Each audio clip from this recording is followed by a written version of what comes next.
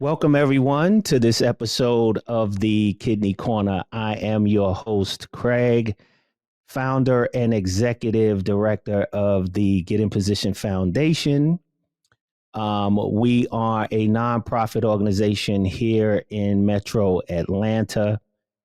Our mission is empowering individuals with kidney disease in the Black and Brown communities to take control of their health journey through education, counseling, and personalized support.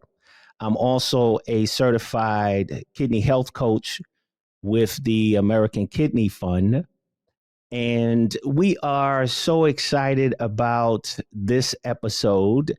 And not to mention that this month, the month of March, is National Kidney Health Awareness Month. So we have a lot in store for this month here on the Kidney Korner. Please stay connected with us by going to our YouTube channel, and you can find our YouTube channel on our website at www.getinposition21.org. And you can also email us at getinposition21@gmail.com. So we got a lot of exciting things in store for this year. We call it season 2. We're also streaming the podcast, the audio format of the podcast on Apple Podcast app.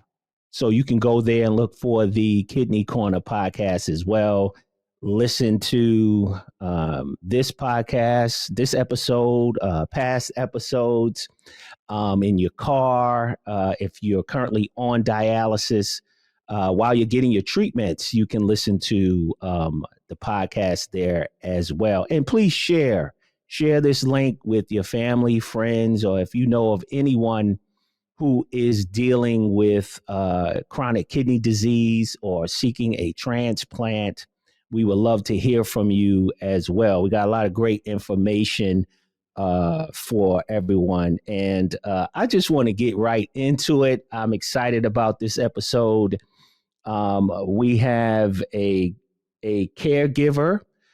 She's also a fellow certified kidney health coach. And I consider her a friend. We met on the AKF Kidney Health Coach group site on Facebook, and she's doing a lot of exciting things. And I just want to get right into it. So, ladies and gentlemen, let's give a warm welcome to Undrella Woody. We also like to call her Coach Woody. So, Coach Woody, how are you? And welcome to the Kidney Korner Podcast. How you doing? I'm great. Thanks for having me. I really appreciate you reaching out to me. Absolutely. We had an awesome conversation a while back. And you, in my opinion, I'm a storyteller. My background is in photography, video production. I love documentaries and I love stories. So each of us, we all have a particular story because we have a journey. As we live this life, we walk this earth. Everyone has a particular story, and all of our stories are very interesting. And I thought yours was very interesting and worthy of sharing with the world, and also the healthcare and kidney community, I like to say. And so I mean, there's so many questions I have, and I really don't know where to start. But I guess I'll start here because how we met, being kidney health coaches, and I see you with your kidney health coach paraphernalia on, you representing. Yeah. So, Coach Woody, tell us how did you become a kidney health coach? Well, it came about. Well, let me just say this. I have been married 3 times, Okay. and one by divorce and two by death. Mm, So my late husband, Paul Smith, he ended up having chronic kidney disease. mm, At the time, we did not know or hear anything about kidney disease.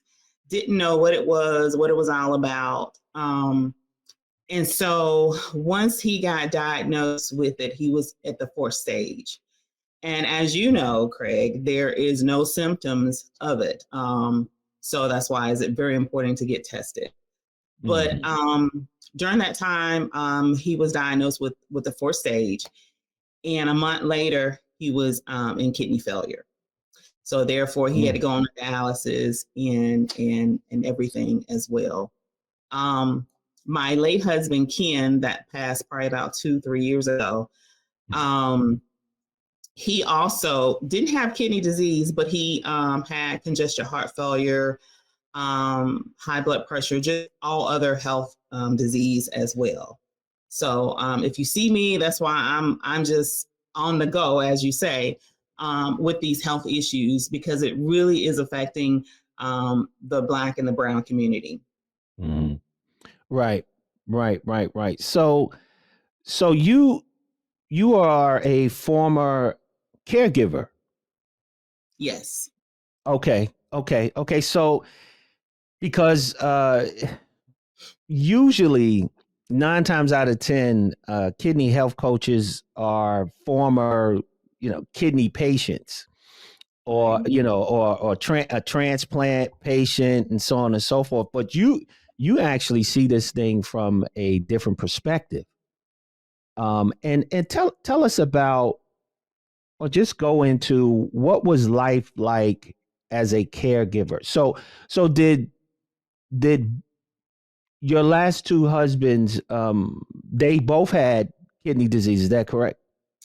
No, my last Only husband had just heart. He actually died from a heart attack. So a heart attack. Okay, mhm. sorry to hear that. But the other one had kidney disease. Yes, yes. Okay, so just give us a little bit about what that journey was like for you as a caregiver. Okay. Uh, my husband, Paul Smith, we was married for 15 years. We had, at that time, we had a teenage daughter, Mm, a teen rather. And for me, it was very hard. Not only did it affected his life, but it also affected me and the household. Period. mhm, mhm, Um, I had to eventually start working part time, working from home. It was really hard to balance between home and work in our child, mm, because most of the energy was toward him, mhm. because he had, prior to him finding out that he had kidney disease, he had probably 4 strokes at that time. Wow. Mm, So eventually, when he started on dialysis, I had to get off work, take him there because he can drive, um, take him to work, pretty much take him everywhere. Um, Pretty much my attention was him. It was all about him. mm, And I say now, and I continue to say that it was only God that pulled me through that. It was only mhm, Him. I don't even mhm, know how I had the energy many days, getting up early, mhm, taking him, going to work on the days that he was at dialysis, and then coming to work afterwards, picking him up, then go back to work. So it was a lot. It was a lot. It was a lot on my daughter. mm, Um, but the one thing didn't matter. My daughter played basketball. mhm, So it didn't matter how sick he was. mm, He was not going to miss a game or game. mm. He will up and go. And I said, oh my God. I said, if he can do it, I can continue on. So Right. yeah. But with my with Ken, my husband just passed. he knew all of that was going on, had went on with with Paul. Mm-hmm. And for me, I think some of the things that was going on with him, like his health issue, he did not reveal Mm. that to me. So at that time I was angry Mm. because I had just got out of a situation Mm-hmm. being a caregiver, and now I'm right back in it. But Mm. I say to myself, he does not put more than you can handle. So I Mm. was placed there for that particular reason, I Mm. believe. Okay. But you don't realize that until until it's not there anymore, until Right. it's Right. Right. Okay. Okay. So just as the added the old song says, we'll understand it better by and by, in the by and gone. by. Right, So you right. understood what your assignment was, and the reason for that, to go back to back to back. And as a caregiver, uh what are some lessons learned, that because there are other caregivers out there who will see this or hear this podcast, what are some lessons that you learned as a caregiver? Baby, you don't have to do it all by yourself. Mm. I have learned that. There are people, there are your family member, there are your friends that you can depend on. There are resources that you can go to, and self care. I mean, mainly is you got to be self care, because in order for you to not bring yourself down, you have to have self care for yourself. So that means, hey, taking a day off, taking maybe 2 days off, and rely on your support system. But you Mm. have to have your support system in place. You And speaks. I for me, I did. His family was wonderful. When the days Mm. that I could not either pick him up or take him, they were there. They were really Hmm. there for me. But I was still in it. I was still in it in full force. So I really didn't have that self-care. I really didn't take days off, because there again, I had my daughter. We had our daughter that I had to take care of. Hmm. So, but Hmm. self-care, have a support system, reach out to your resources, and pray. Okay, you mentioned something about having that support system in place, and with the Get in Position Foundation, we have a mentorship program, and I'm currently mentoring 4 individuals who have kidney disease. 3 of them who are currently on dialysis, seeking a transplant. And I just had a meeting with them, and I informed them to assemble your team. Right? What would you say to those caregivers who, because oftentimes you don't expect to be a caregiver, especially as a spouse. You take the vow, right? For better, worse, sick, blah blah Right, blah. But right. you all up in you googly eye, got the Google gaga. Oh, I can't wait, I honeymoon, love blah blah you blah. so much. Yeah, I love you so much. Right. So no one really thinks about, it's not even in the back of your mind that there's a possibility that I could be a caregiver one day. We're not looking forward to it. I'm not saying that in no way, but there could be a possibility, right?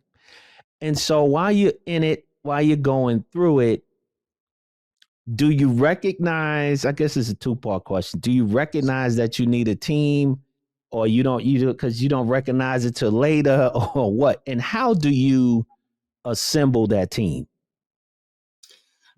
For me, Mm-hmm. it was after the fact, Mm. because when you're in it, you know you need the help, but Mm-hmm. you just do it yourself.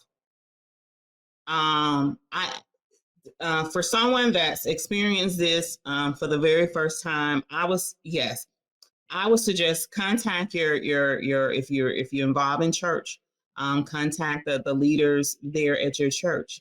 I know my best friend Anthony Phillips. He just had a kidney transplant, and I'm Wonderful. telling you, his church family has been phenomenal with him. They picked him up from the hospital. They've been taking him, back and forth to dialysis. So lean on them. Also lean on your family and your friends.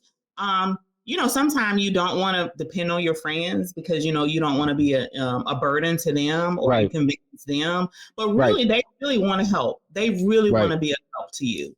Mm-hmm. And also your family. Now, sometimes family members can be a little wishy-washy. They really can because, Mm-hmm. sometimes, and I'm not saying your friends, but family sometimes they want to know what they can get out of it. Mm. Sometimes. Mm. So you got to be very, very careful in that matter when it comes down to family member. Okay. And resources, pull on your resources as well. Uh, Talk to your case manager, social worker, whoever, and get help if you need to. okay. And also support groups. Go out to support groups. People that are dealing with the same thing that you're dealing with. Mm. Mm. Mm. But like And I said, when you're in it, those things you don't, because I didn't think about those things until afterwards. And mm. but I wish somebody had came and talked to me about it. I'm telling you, I would have been on it. I would have been on it like real bad. Okay. So we'll say the number one thing too is self-care. Don't forget about yourself as a caregiver, right? Right. Don't forget about yourself. Number two is to reach out. And how about not being ashamed of sharing what you're going through? Because oftentimes that, and let's not get it twisted. It's a cultural thing too. It's a cultural thing too, right?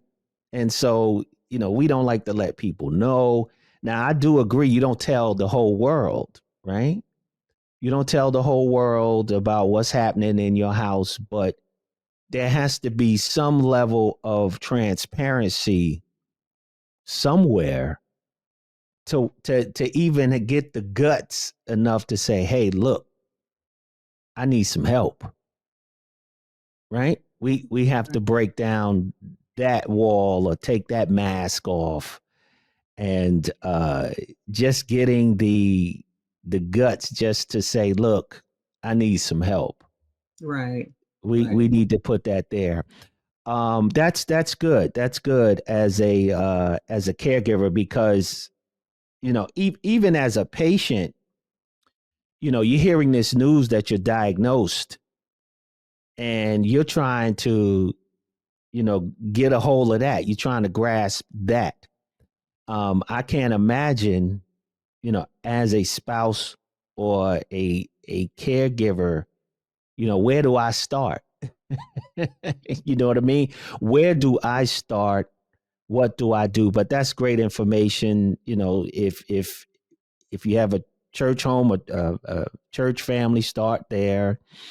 Seek help there. Your friends, reach out to your friends. Your family. I know we all know how family do sometimes, and it's okay. It It's is. it's it's okay because you can't really choose or pick who Right. your family, who your blood Yeah. is. You can't. Yes, right. But you do know um, who you can go to, right? So when you had that support, was it just like whoever wants to help, just help, or did you um, did you give assignments? Like when we talk about, because I often use the term assemble your team, right? Because for me, it was okay. My wife was first, and then it was my sister, because if you're looking for or going after a transplant, those facilities want to know you got a Mhm. primary and a secondary, right? Right. And so now my sister, she lives in New York. We here in Atlanta, and so and from my background, I took the approach as a project manager. I knew how to put people in place, right? So, would you agree and say that's the same as a caregiver, being that you had the experience twice? Um, but you have to realize I really didn't pull on people as much. Um, Okay. my husband, he didn't like the fact that I didn't, because he felt kind of bad that it looks as if I was doing it all, which I was doing it all. And Mm. so he would actually get on the phone, say, hey, y'all need to come and help my wife. Y'all need to come and Oh. do this. Oh. He would do that. He would do that. Oh, he was the one who initiated that. Yes. Okay, so now you know what you know now. So going for what would you say to yourself, knowing that what you know now, what would you do differently? I just didn't I did not realize how tough it is on a kidney patient's body. Mm, Um I did not they are he was very tired after every treatment. It seemed like he was always sick after every mm, treatment. It mm, took him like a day just to recuperate to go back to the next day. mhm, You know, so for me, I would, for me, as soon as you find out, hey, I'm in kidney failure, that's when it needs to start. okay. For the When you caregiver, find right? out, yes, yes, that's when you need to be putting people in place then. And that's when you need Mm, to also, hey, this is what I'm gonna do for myself on these days, mm, so you don't get caught up. Because I really want to do a study on like when you're caring for someone and mhm, after they have like either passed away or what have, how is your health? How is mm, your health? Because are you mm, really taking care of yourself? Are you really doing what you're supposed to be doing? Are you really eating, what I'm saying, exercise and eating health? Or are you really taking your medication like you're supposed to be taking your medication? Some of the things we put on the back burner when we're caring for others, for our loved ones, mm, you mm. know. So, I just often wonder how that statistic on like, how is your health after after it's all over with? Wow. Wow. Or even during, right? That is true. Yeah, during. And even during. Because we Wow. didn't even go get a checkup, because we're too busy taking them back and forth to the doctor and to the hospital. I mean, I did. I mean, I didn't. Mm, Like I said, my husband, this lasted. He had 4 strokes in 4 years, so he had a stroke every year. wow. And but what really did it was him not being able to drive. Was when he had that fistula in his arm, Hmm. and I forgot what they call it, but it made his hand ball up, whereas the blood wasn't getting to his hand. Mm, So it's like almost like his hand had a stroke because the hmm. blood wasn't getting there. And so eventually Hmm. they had to end up cutting that off, cutting the fistula off, Fistula off. Hmm. and putting it in his thigh. His Yeah. put in his thigh. Okay. Because Got you. we started out with Catheter, the catheter, the which perm they cap. yeah, you can't have it for so long. Right. So True. eventually we had to end up putting it in his thigh. And so Hmm. but yeah, there were days, there was a lot of days he wanted to just not go.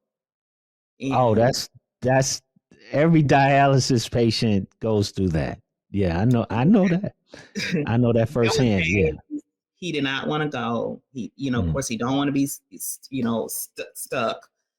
Yeah, and that was my number one thing.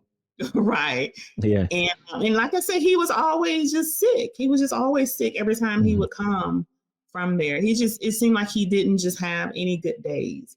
And, some days I can talk him out of going. Some days I just couldn't. And I just had to call the center like, hey, can we reschedule? Mm. Can we come, can he come? I had to do those things. And, Mm. some days they say yes, and some days they said no. So the days that they said no, I had to like really just like kind of pump him and prime like, hey, you got us, you got your daughter, come on now. Mhm. So, but eventually, How stressful was that for you? How stressful was that for you? it was very stressful because I knew that he was ready. He wanted to give up. Mm. He wanted to give up. Because my Mhm. husband, he was a hardworking man, and that's all he knew was to work, work, work. And Mhm. for 5 years of going through what he had been going through, he couldn't work. And he felt, but I told him, sometimes I thought he felt less than a man because of that. But that's just how he was, how he was. And I said, you're not working because, you're lazy. You're working because you can't.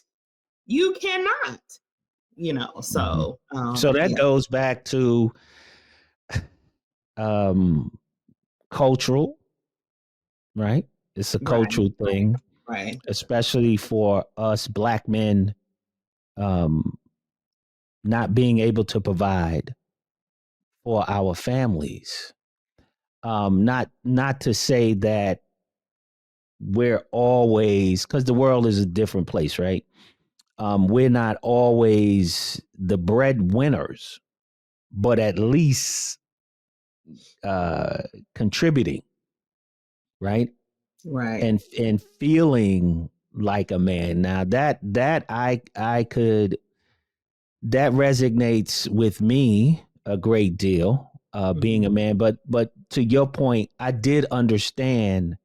Yo, I just can't do it. You know what I mean? I just can't do it because I tried to work. And dialysis is hemodialysis, especially hemo Mhm. in-center dialysis, takes a huge toll on an individual's body, Yes. and even above that, your mental state.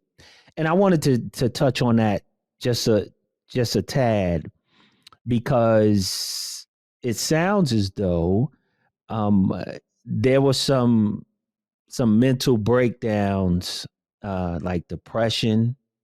That's what it sounded like.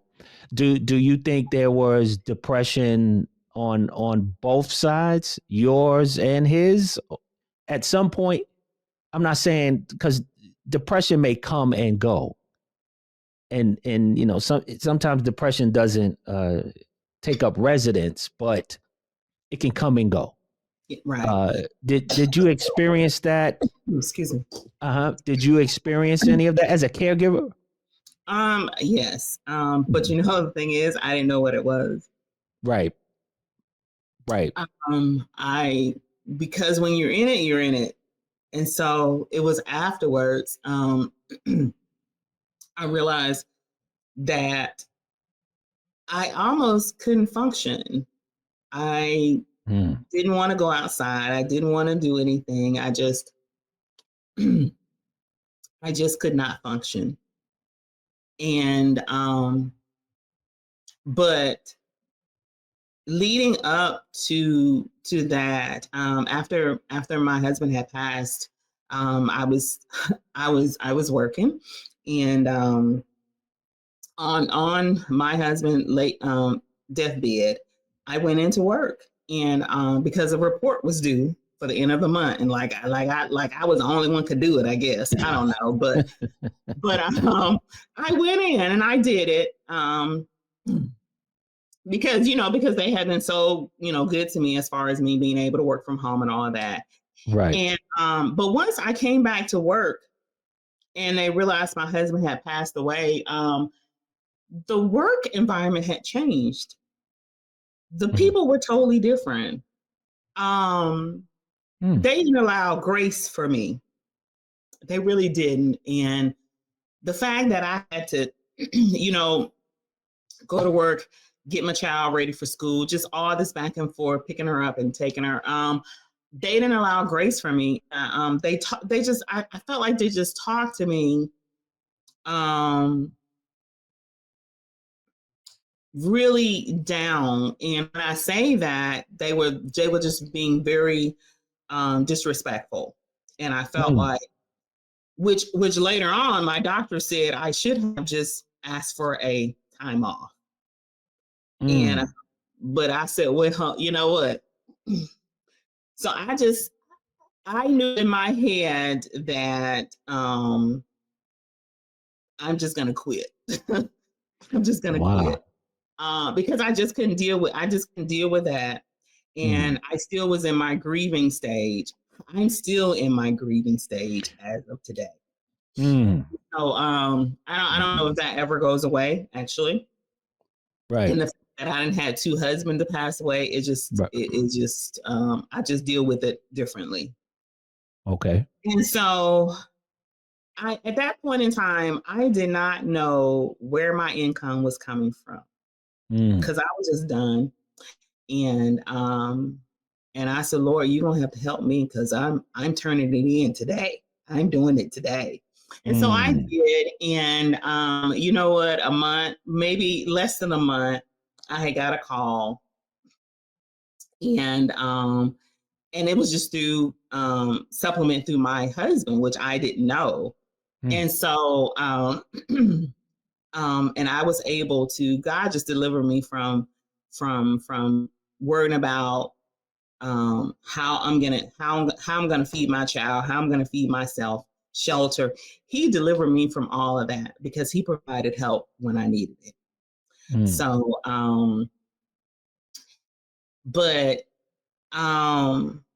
yeah, I just I had to just snap out of it. And I say, God, you have protected me, you have provided for me. And so when I went to my regular doctor, and she knew my husband because me and my husband had the same doctor. Okay. And so she was asking me how I was doing, and I said, you know what? I don't think I'm doing well.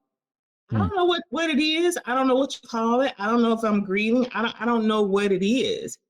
And I said, I feel anxious all the time. And so she had to tell me what it was because I didn't know what it was. I didn't know. I felt sad all the time. I didn't want to go anywhere. I just didn't want to do anything. But when I knew I had to go pick my child up at a certain time from school, so I had to really I was just going through the motion, because I didn't want her to see me this way. So I had to step out of it. But hey, when she's not around, or when in bedtime, I'm back to being in that state of mind. Wow. So, did you, now when you say we had the same doctors, that's like PCP? Yeah. Yes. Okay. Did you ever have a thought of seeing a doctor for your mental state? You know us. Okay, so culturally, no. I'm not crazy. I'm just gonna pray about it. But actually, yes, praying is good. Now of course. I realize this. Now I realize praying is good, but at Always. the same time, you do need to go and talk to someone, talk to a counselor or what have you. And I had my daughter to go and sign up. Okay. But eventually I did go. Awesome. I was waiting for I, that part. I did go. But I think I was under some distress at the time because um, a friend of mine recognized it. And so I asked. Hey, this is Bill Metlow. You're watching the Kidney Korner Podcast. So get in position as it relates to your health. The lady that was seeing my daughter, can I come in and see you as well? Because my daughter was doing grief counseling. That's what she was doing. Right. And so she said yes. So and you know what? And the thing about it, I was so glad that I went to see her because my perspective was different.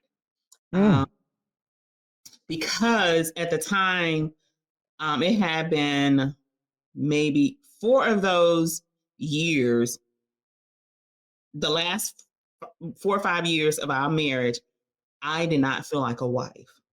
So I was in the caregiver position.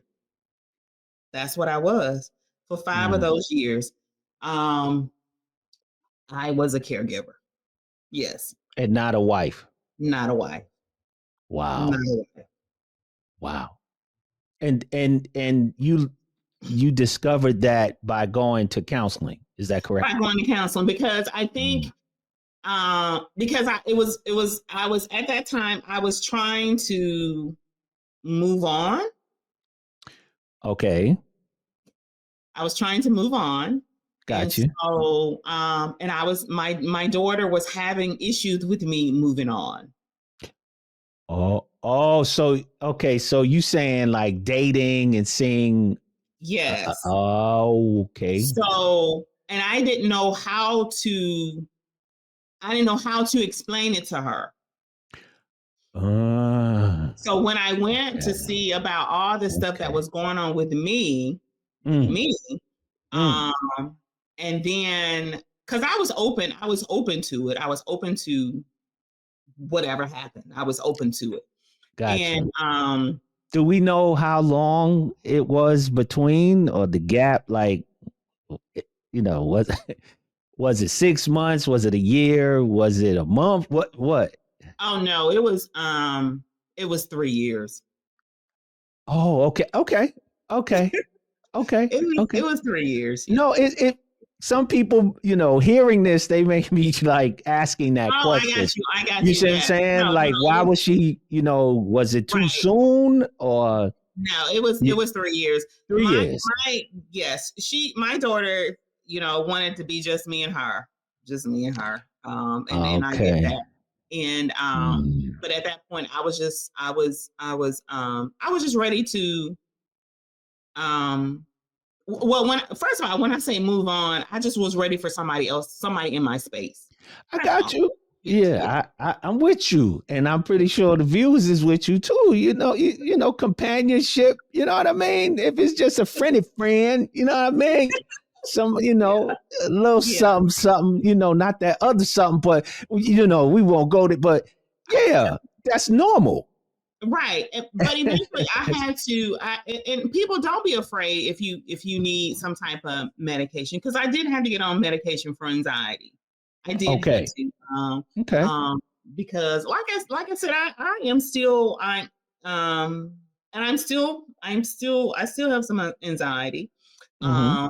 It doesn't really, you don't think about it until you wonder, why am I feeling this way? Sometimes it could be their birthday, it could be our anniversary date coming up, or it can be their death anniversary that's coming up. But you don't realize it until holidays. Yeah. Right. Holidays. And it's just I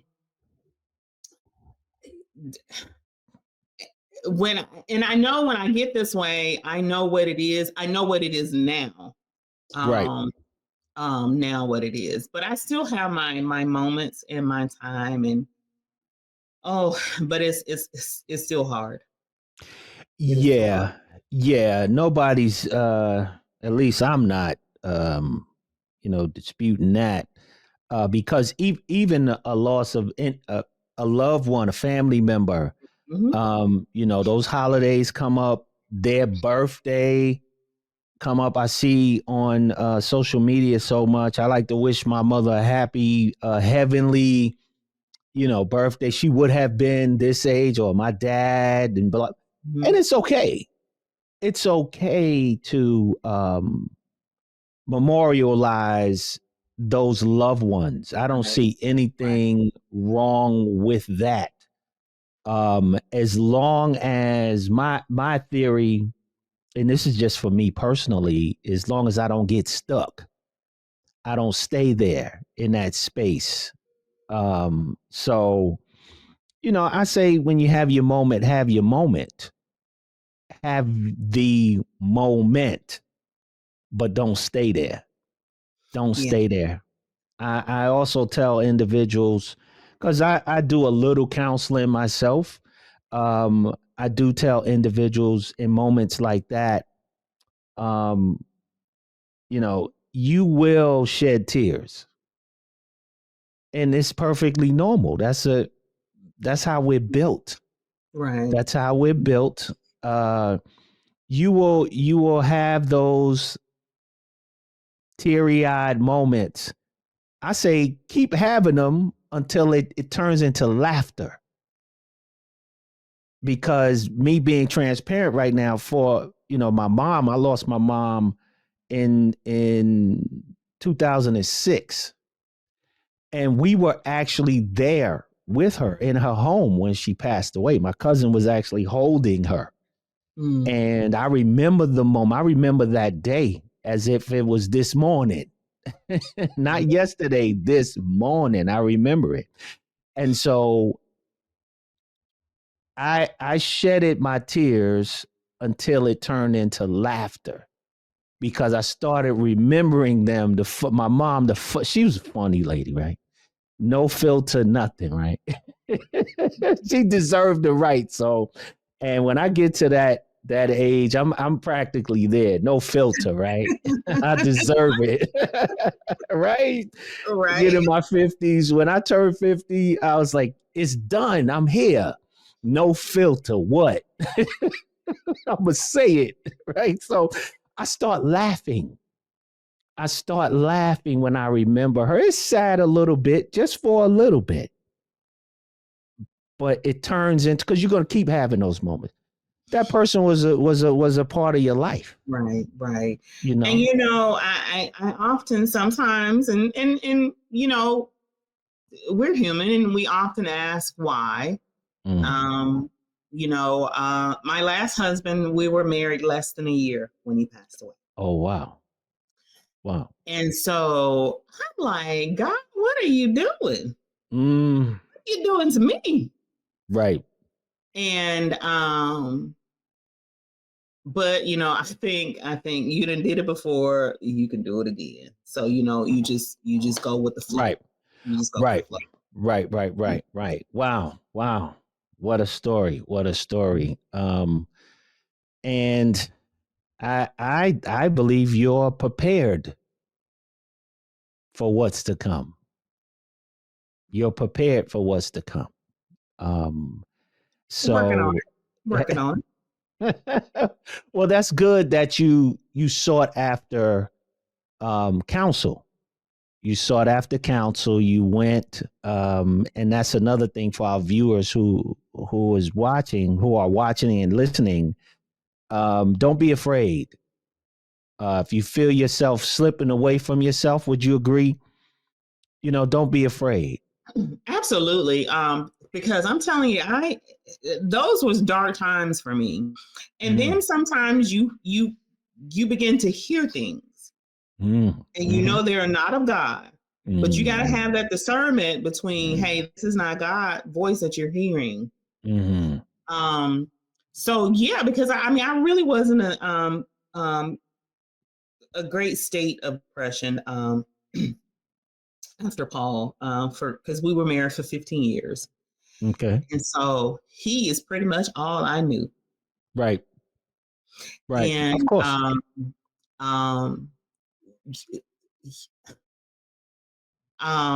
We were not planning on having any children. Of course, my husband, he was like 20 years older than me. Okay. But so I'm thinking, no, we ain't about to have any kids.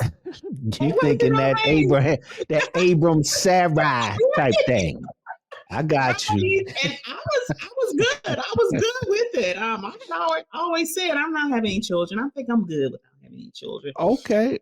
And lo and behold, I was 35 when I had my child. Okay. 35, and I was 4 months before I knew that I was pregnant. Oh wow. So I'm like, God, you know what you're doing. You know what you're doing. Yeah. He always does. He always does. Right. So, wow, very interesting. So with all of that, I get now your passion as a kidney health coach. Talk a little bit about that passion, because I see you out there. You got a lot of movement going on. You're doing some big things out there in Birmingham, Alabama. Talk about this passion of yours as being a kidney health coach. For me, like I said before, this, oh my God, what was this in 20? He was diagnosed in 20. My husband died in 2018. So he was diagnosed in 2015. Like there was nothing, I didn't hear talk about kidney disease. Whereas, you heard about, because during that time, it's probably the drug epidemic was going on. I don't know, going on at that time. But you always hear about cancer, breast cancer. You always hear about that, but there was nothing said or heard about kidney disease, and especially when it's affecting our community. And I was just so like, how fast it leaped from the first stage to the fifth, how fast it went. Within a month, he was diagnosed with kidney failure. So, after I didn't become a kidney health coach until after maybe 2 or 3 years after my husband had passed away. But I will always do the 37-mile challenge through American Kidney Fund.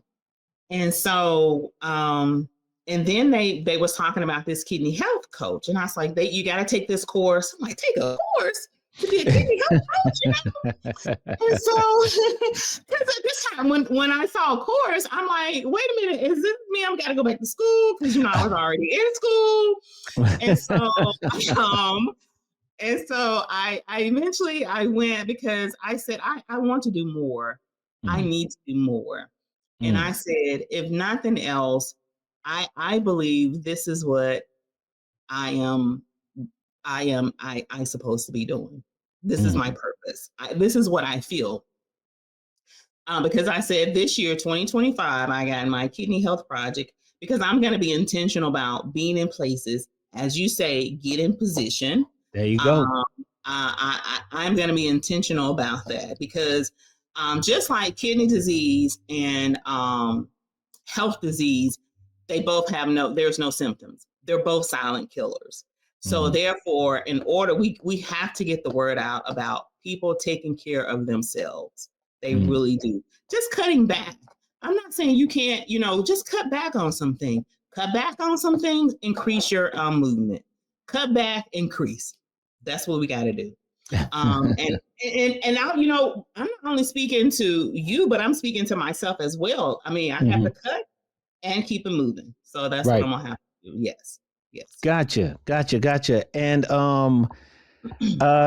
talk about the importance of, because I think it last year you did a test to test your kidney function. Talk about how important that is. Even if you don't have, because we're not just talking to kidney patients out there, caregivers out there, to kidney patients. If you're a caregiver to anyone, actually, but we're talking to those who may not have, because my thing too is we often call it a silent killer, but if we're paying attention, this is my theory. If we're paying attention, it's not so silent. That's true. Because there are signs. There are. Right? There are signs, but we're just not paying attention.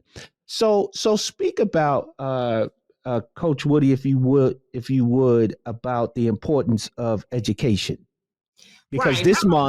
this month of March is National Kidney Health Awareness Month.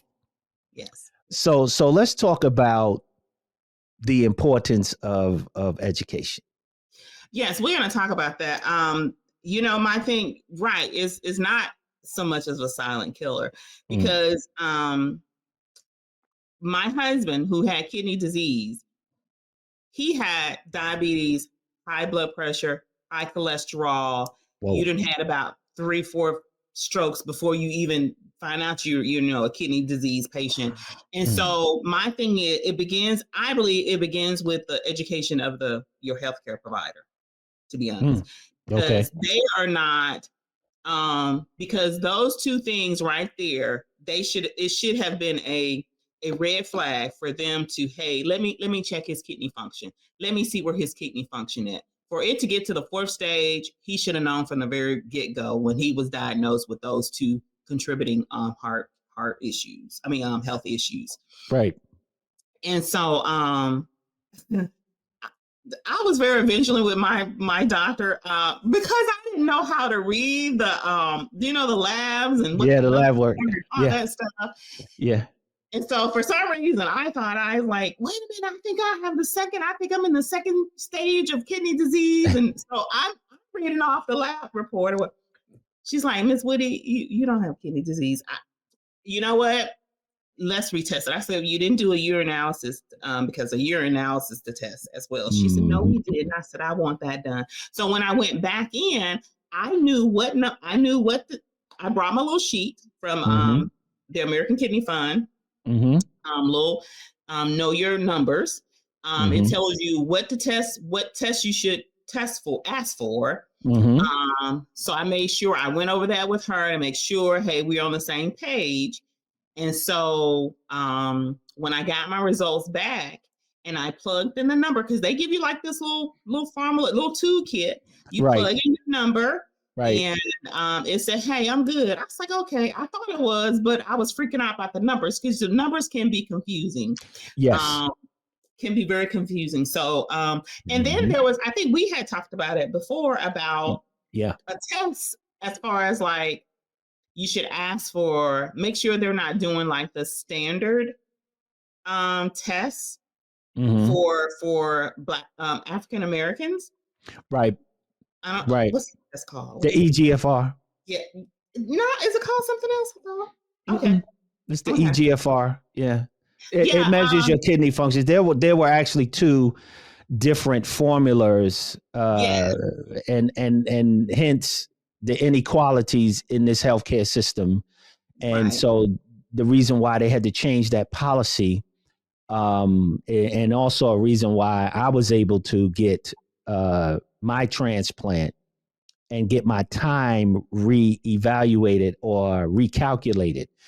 And so more African Americans and people of color are receiving more transplants because of that EGFR new policy that was changed and updated January 3rd of 2023. I believe January 4th of 2023.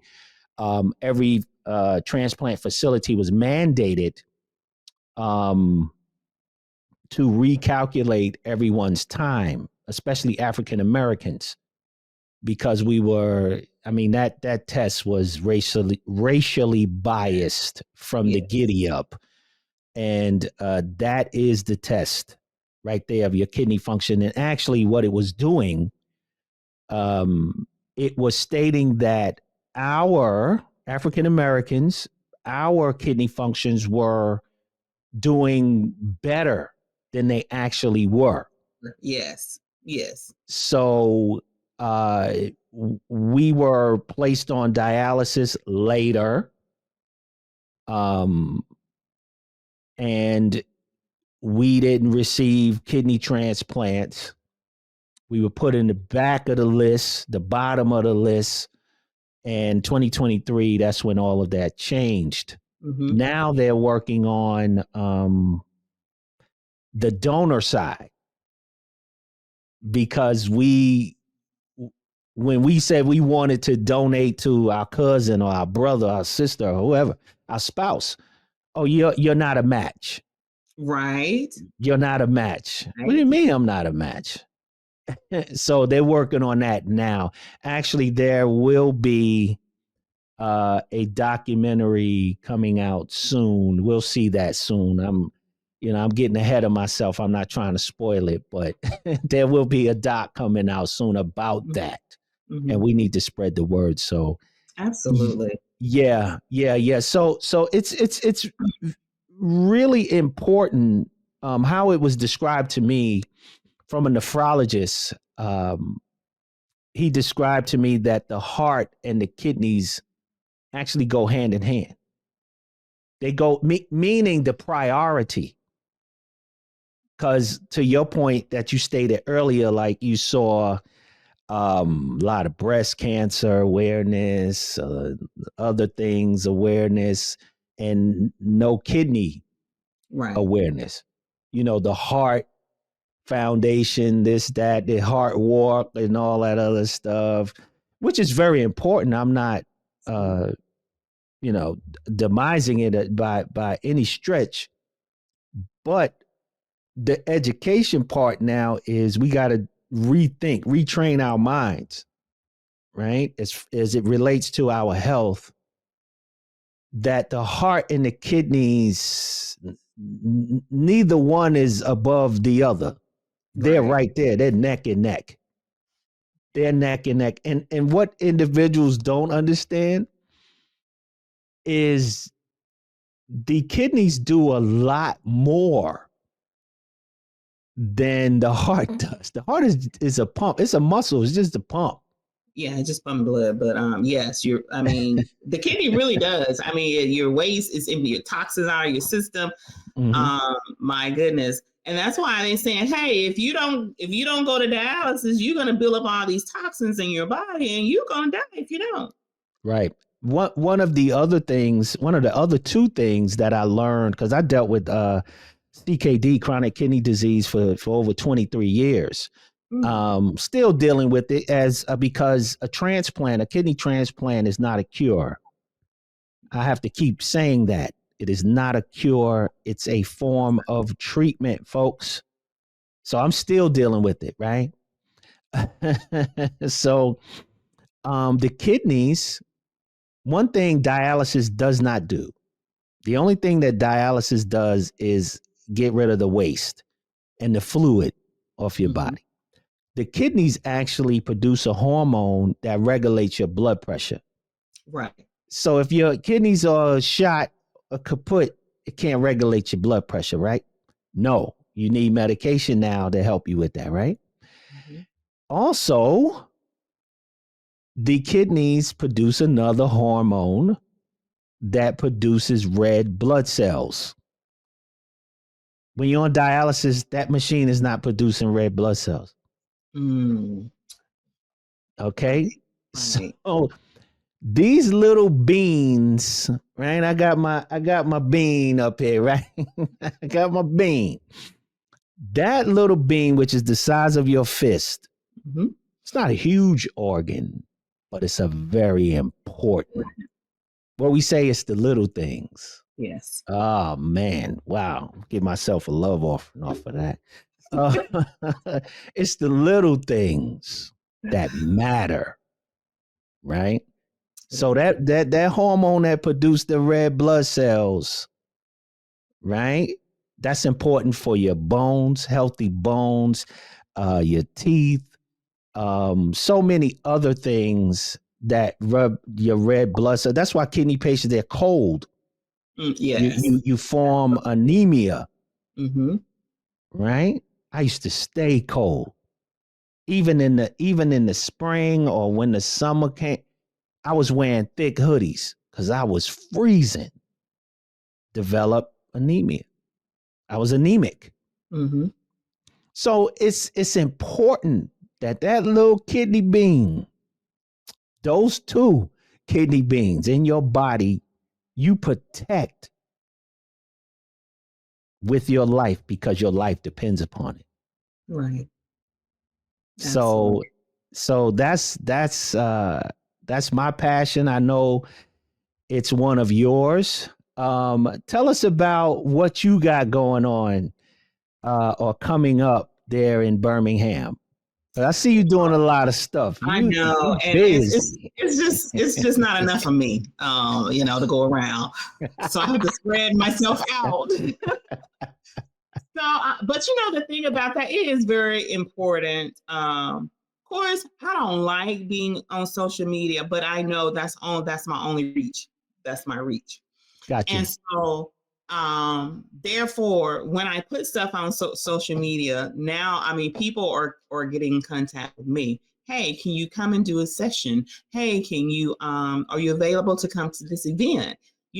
So I'm getting that now. But for me, I Nice. think what's coming up for me now is I'm going to do a line dance for the cause. Okay. That's coming up, I think, for March. Actually, this is all done for March, Kidney Month. March is Got you. National Kidney Mm-hmm. Awareness Month. Mm-hmm. So I'm doing all this for that, just to bring more awareness. So Mm-hmm. doing the line dance is coming up. Hopefully the bowling green will be coming up as well. Nice. I'm gonna do yoga for a cause as well. And I put out the Kidney Sunday initiative. So what better way to get out to our community, our churches? Okay. So I do this every month for my church that I go to, Mm-hmm. but I want to expand it and reach out to other churches. I don't have to come and speak. I could just have the information out there for Mm. you, so we can go either way. So Nice. I'm very excited about what's going on. Okay. Okay. So for our people in Birmingham, Alabama, shout out your church. What church do you attend? Yes, What Tabernacle Praise Ministries. okay. Okay. Okay. All right. And you said you always doing something there? I usually do in the month of March. I'll just come out and I'll say a few words. Usually I'll do a little video and they'll Mm. show, and then I'll have some information, a table booth for some information to give out as well. Okay, awesome. And how can folks uh contact you, see you? Do you have a website? They can see where these upcoming events are. Yes. My website is kidneycoachwoody.com. Okay. All right. It's there at the bottom of the screen. All right. All right. Because you got a lot of events coming up. Yes. And we want to spread the word, get the word out about what you're doing. Looks like you're doing a lot of great things there in Birmingham, that area. And so, Coach Woody, is there anything you want to say to the viewers out there watching and listening? Any final words?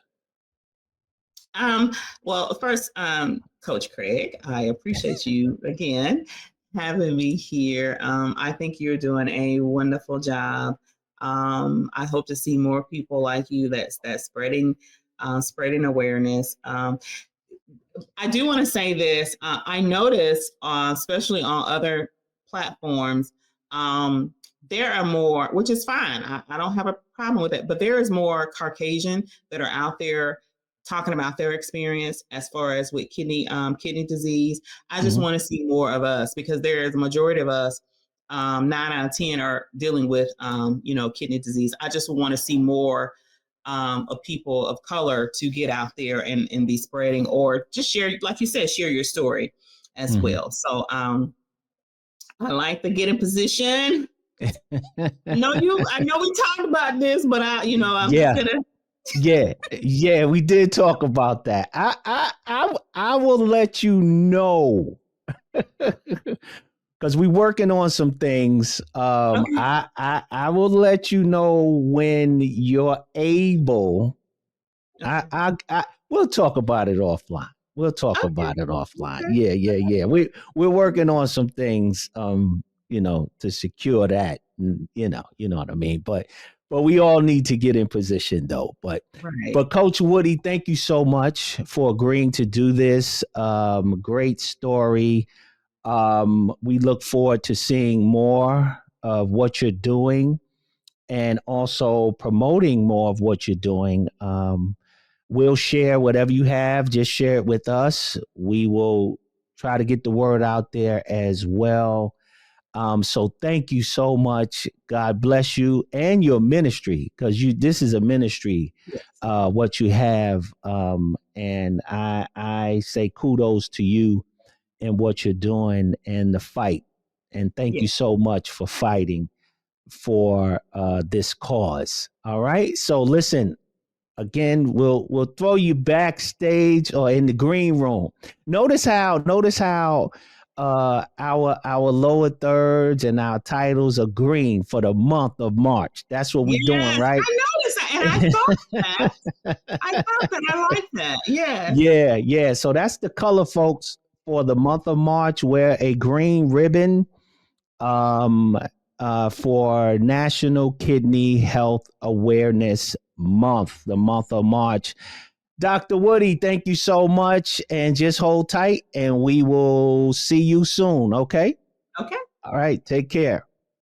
All right, folks, listen, that was just awesome. A great story. I learned a lot. I hope you did too. Please, again, connect with us. Stay connected with us at getinposition21.org. Please subscribe to our YouTube channel. You can find that YouTube channel there at our website. You can also email us at getinposition21 at gmail.com. We got a great series coming up this month. We have kidney patients who will be telling their story. And the name of that series is I'm So Sorry to Hear That. It's going to make sense once you check it out. All right. This is Craig again with the Kidney Korner Podcast. And as always, our motto is get in position as it relates to your health. See you soon. Peace.